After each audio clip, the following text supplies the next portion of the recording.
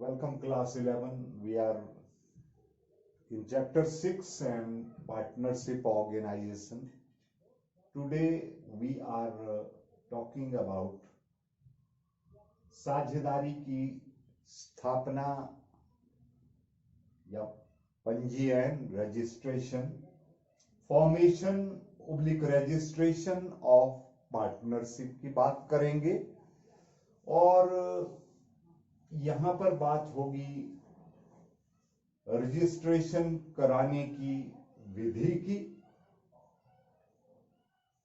वो क्या प्रोसीजर रहता है कि फर्म को रजिस्टर करना है, तो सभी राज्य सरकारों ने राज्यों में फर्मों के रजिस्ट्रार नियुक्त किए हैं। फर्म के जो रजिस्ट्रार हैं उनके लिए आपको रजिस्ट्रार के कार्यालय से रजिस्ट्रेशन करवाने के लिए एक फॉर्म मिलता है जिसमें संबंधित कॉलम्स को भरा जाएगा और एक निश्चित शुल्क के साथ जो रजिस्ट्रार ऑफ फर्म्स है, फर्म का जो रजिस्ट्रार होता है उसके पास वो आप जमा करवा देंगे, दाखिल करवा देंगे उस फॉर्म को फीस के साथ। और इस फॉर्म में जो सूचनाएं हैं उनका थोड़ा सा आपको जानकारी दे दूं। फर्म का नाम उसमें लिखा रहता है, right the name of the firm. Firm के व्यवसाय या कारोबार का मुख्य स्थान कहां पर है। तीसरा, अन्य स्थानों के नाम जहां फर्म का व्यवसाय चलता है उन स्थानों के नाम भी देने होंगे। चौथा, साझेदारों के पूरे नाम तथा स्थायी पते, परमानेंट एड्रेस, जो पार्टनर्स हैं उनके पूरे नाम के साथ उनके परमानेंट एड्रेस। छठी चीज, फर्म की अवधि यदि कोई हो। कई बार फर्में किसी एक मकसद के लिए, किसी कार्य विशेष को पूरा करने के लिए भी बनाई जाती हैं, तो वो तयशुदा समय के लिए होती हैं, 6 ईयर्स, 3 ईयर्स।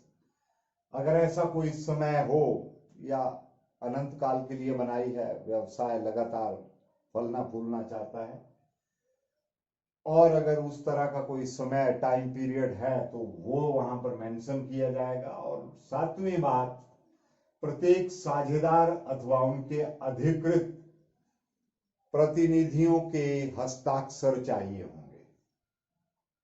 ये सारी चीजें आप रजिस्ट्रार के कार्यालय में ले जाएंगे और रजिस्ट्रार के कार्यालय में इनको रजिस्टर ऑफ फर्म्स, एक फर्म का रजिस्टर लगा होता है, वो वहां पर एंटर कर लेंगे और आपको एक प्रमाण पत्र देंगे आपके फर्म के रजिस्ट्रेशन का। इसे रजिस्ट्रेशन का प्रमाण पत्र, सर्टिफिकेट ऑफ रजिस्ट्रेशन कहते हैं इसे। अब आपकी जो फर्म है वो एक रजिस्टर्ड फर्म बन जाती है। तो ये फर्म रजिस्टर हो चुकी। आइए जाने कि रजिस्ट्रेशन हो जाने के बाद जो परिवर्तन है उनकी सूचना कहां देनी है, कब देनी है। साझेदारी अधिनियम के अनुसार 14 दिन के अंदर अंदर आपको निम्नलिखित जानकारियां रजिस्ट्रार को अवश्यमेव देनी होंगी। एक बार फिर कह रहा हूं, साझेदारी अधिनियम के अनुसार एक साझेदारी संगठन को 14 दिन के अंदर ये निम्न सूचनाएं जो फर्म का रजिस्ट्रार होता है उसके कार्यालय में देनी पड़ती हैं। क्या सूचनाएं हैं? पहला, यदि फर्म के नाम में कोई परिवर्तन किया गया हो या फर्म द्वारा चलाए गए व्यवसाय में कोई परिवर्तन किया गया हो, इसकी सूचना रजिस्ट्रार के कार्यालय में उस परिवर्तन को लाने के 14 दिन के भीतर आपको देनी होगी। दूसरी बात, किसी पार्टनर का, किसी साझेदार का नाम बदल गया हो या किसी साझेदार का स्थायी पता बदल चुका हो, उसकी सूचना दी जाएगी। तीसरा, अगर मान लो व्यवसाय बंद हो जाए, किसी एक स्थान पर बंद हो रहा है और एक नई जगह पे खुल रहा है, इसकी सूचना भी रजिस्ट्रार को 14 दिन के भीतर देनी पड़ती है। चौथी बात, अगर कोई नया साझेदार व्यवसाय में प्रवेश करता है या कोई ऑलरेडी जो साझेदार उस व्यवसाय में है उसकी मृत्यु हो जाए या कोई साझेदार अवकाश ग्रहण कर ले, रिटायरमेंट घोषित कर दे कि अब मुझे इस व्यवसाय में साझेदार की भूमिका में नहीं रहना है, I am here by closing my all business activities as a partner, ये सूचना भी 14 दिन तक रजिस्ट्रार के कार्यालय में पहुंच जानी चाहिए।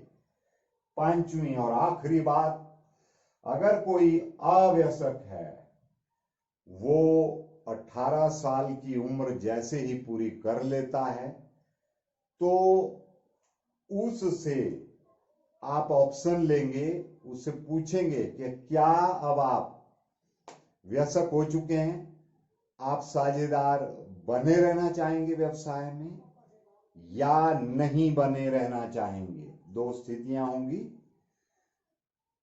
18 साल की उम्र उस माइनर ने हासिल कर ली, अब उसके पास चॉइस है, उसकी मर्जी है कि वो व्यवसाय में साझेदार बनना चाहता है या नहीं बनना चाहता है। तो जो भी वो अपनी सूचना देता है वो आप रजिस्ट्रार को उसके बारे में सूचित करेंगे। ये रजिस्ट्रेशन हो जाने के बाद जो परिवर्तन है उनकी सूचना रजिस्ट्रार के कार्यालय में जा चुकी। अब रजिस्ट्रेशन ना कराने के क्या प्रभाव हैं? वैसे तो जहां तक बात है साझेदारी व्यवसाय की, तो उसमें जरूरी नहीं है कि आप फर्म की रजिस्ट्रेशन करवाएं, लेकिन अगर आप रजिस्ट्रेशन करवा लें तो आपको बड़े फायदे मिलने वाले हैं, उसके लाभ होने वाले हैं। क्या है? पहला लाभ, अगर आपकी फर्म जो है वो रजिस्टर्ड है, पंजीकृत है, तो अगर साझेदारों के आपस में कोई झगड़ा होता है तो उसे न्यायालय में प्रस्तुत नहीं किया जा सकता। अगर आपने रजिस्ट्रेशन नहीं करवाई है तो आप वहां पर उस आपसी झगड़े को न्यायालय की दरवाजे पे खटखटा नहीं सकते, न्यायालय में जा नहीं सकते। दूसरी बात, अपने जो साझेदार हैं वो अपने अधिकारों को प्राप्त करने के लिए वाद प्रस्तुत नहीं कर सकते। यहां फिर आपसे कोई आपको मदद नहीं है, कोई हेल्प नहीं मिल रही है। तीसरा, फर्म किसी भी साझेदार के विरुद्ध वाद प्रस्तुत नहीं कर सकती क्योंकि आपने रजिस्ट्रेशन नहीं करवाई हुई है। चौथा, फर्म अन्य पक्षकारों के विरुद्ध वाद प्रस्तुत नहीं कर सकती, परंतु अन्य पक्षकार फर्म के विरुद्ध वाद प्रस्तुत कर सकते हैं। उन्हें ये अधिकार है, जो अदर पार्टी है वो वाद प्रस्तुत कर सकते हैं। ये तो हुए रजिस्ट्रेशन ना कराने के लाभ। अब अंतिम जो यहां पर मैं आपसे डिस्कस करना चाहूंगा, दैट इज रजिस्ट्रेशन कराने के क्या लाभ हैं, what are the benefits of a firm if it is registered. पहला, फर्म को क्या लाभ है, आइए उस पे बात कर लेते हैं। रजिस्टर्ड फर्म को बाहरी पक्षकारों के विरुद्ध न्यायालय में दावा करने का अधिकार प्राप्त होता है। अगर ऐसी कोई स्थिति बनती है कि कोई बाहरी पक्षकार हैं जिनसे आपको तकलीफ हुई हो, फर्म को तकलीफ हुई हो, उनकी वजह से कोई जिल्लत हुई हो, प्रॉब्लम हुई हो, तो एक पंजीकृत फर्म, रजिस्टर्ड फर्म बाहरी पक्षकारों के विरुद्ध न्यायालय में दावा करने का अधिकार रखती है, कर सकती है। दूसरा, साझेदारों को लाभ। साझेदारों का आपस में अधिकारों के मसले पर कोई वाद है तो वो भी न्यायालय की शरण में जाकर अपने अधिकारों को प्राप्त कर सकता है। रजिस्टर्ड फर्म की बात है ये। प्रवेश करने वाले साझेदार को लाभ। रजिस्टर्ड फर्म में अगर कोई नया साझेदार प्रवेश करता है तो जो उसके अधिकार हैं उनके लिए वो न्यायालय की शरण में जा सकता है। अगर फर्म रजिस्टर्ड नहीं है तो उसे खाली और खाली जो उस फर्म में उसके साझेदार होंगे उनकी ईमानदारी पर ही निर्भर रहना पड़ता है। लेकिन रजिस्टर्ड फर्म के केस में उसे, नए साझेदार को ये लगता है कि उसके साथ कोई धोखा हो रहा है, चीटिंग हो रही है, तो वो न्यायालय में जा सकता है, अपने अधिकारों के प्रति आवाज उठा सकता है। फर्म से अलग होने वाले साझेदार को क्या लाभ है। अब एक फर्म में साझेदार अलग कैसे होते हैं। एक तो नेचुरल वे है कि साझेदार की मृत्यु हो गई।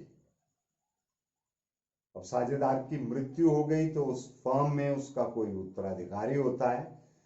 जब उस व्यक्ति की मृत्यु हो जाए तो उस तिथि से आगे के जो दायित्व हैं वो उत्तराधिकारी के ऊपर नहीं आएंगे।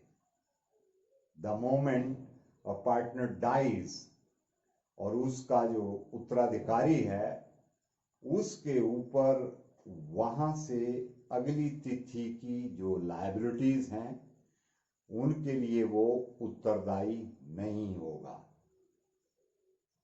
दूसरा है, अगर कोई साझेदार अवकाश ग्रहण कर ले, मीन्स वो रिटायरमेंट ले ले, तो उसके लिए भी बड़ा सरल तरीका है कि वो जिस दिन अवकाश ग्रहण करता है उस तिथि से लेकर 14 दिनों तक, 14 दिन के भीतर भीतर उसे रजिस्ट्रार को ये सूचित करना पड़ेगा कि मैं अब इस व्यवसायिक फर्म में साझेदारी में हिस्सा नहीं हूं, मैं अपनी रिटायरमेंट घोषित करता हूं। ऐसे में जिस दिन वो इस आशय का पत्र रजिस्ट्रार को सूचित कर देगा उस तिथि के बाद उस व्यवसाय में उस साझेदार का कोई उत्तरदायित्व नहीं रहता। दायित्व नहीं रहता क्योंकि उसने घोषित कर दिया कि अब वो इस व्यवसाय में साझेदार नहीं है। तो ये था हमारा आज का जो टॉपिक, साझेदारी की स्थापना और रजिस्ट्रेशन बारे। और रजिस्ट्रेशन कराने की विधि का आपको यहाँ पर अंदाजा हुआ। और रजिस्ट्रेशन हो जाने के बाद जो परिवर्तनों की सूचना है उन पे चर्चा, रजिस्ट्रेशन ना करवाने के प्रभावों पे बातचीत हुई और अंत में रजिस्ट्रेशन करवाने के उस रजिस्टर्ड फर्म के साझेदारों को क्या क्या लाभ होते हैं। उम्मीद है आपने इस चीज को एंजॉय किया होगा। अगले चैप्टर के लिए अगले वीडियो में आपसे फिर रूबरू होऊंगा। तब तक के लिए जय हिंद।